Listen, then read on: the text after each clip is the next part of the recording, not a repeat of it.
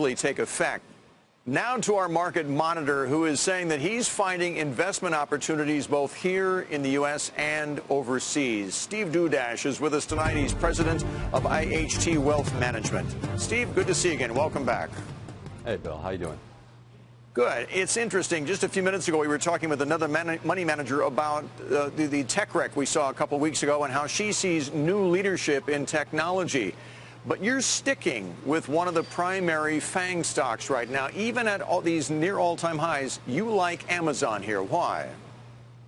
2.5 years ago, I was on this show with you guys, and we were talking about Amazon, and we were talking about how it's really expensive and overvalued and all that, and we were being contrarian, and we're saying you got to buy in. They're a disruptor.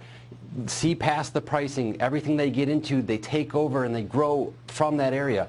Fast forward 2 years, stock's up 50%, and the arguments are the same. It's too expensive.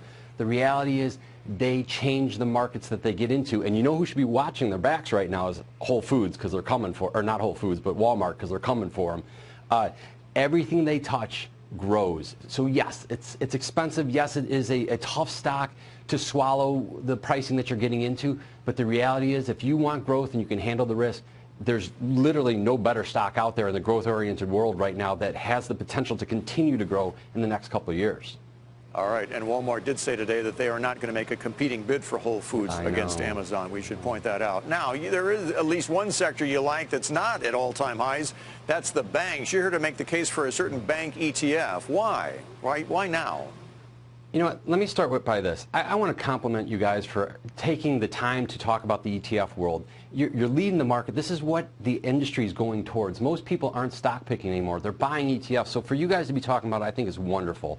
But yes, the fundamentals are changing on them. Interest rates are rising, which we all know, which is a good thing, and it helps those smaller banks a lot more that have been struggling through it. But two, about 1.5 years ago, we were on these shows and we were talking about the regulatory market that we were in was at all-time highs of strictness that was going on with these banks. That pendulum has definitely swung. Now, it hasn't swung as much as we would have guessed with a Republican president, Republican Congress, but it's definitely going back that direction.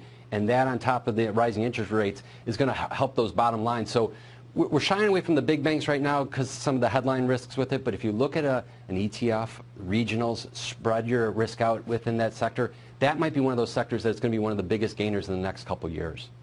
Okay, got to see rates rise, though, to help them out, though. Now, dividends are obviously very popular, especially, I think, with our audience, but you're looking for dividends not here in the U.S., but overseas in Europe. You're talking about a European dividend fund. Tell us about it.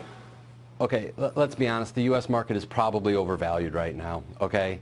We fundamentally like strong balance sheets. We like dividends. We like growing dividends. You look overseas right now, you can buy into some companies at a much cheaper discount than what's going on in the U.S. They're in the middle of the QE cycle, so you take advantage of the fact that they've got a couple more years worth of growth just off that end of it, and Brexit isn't going to affect Europe. Britain was never really a part of Europe in that sense anyway.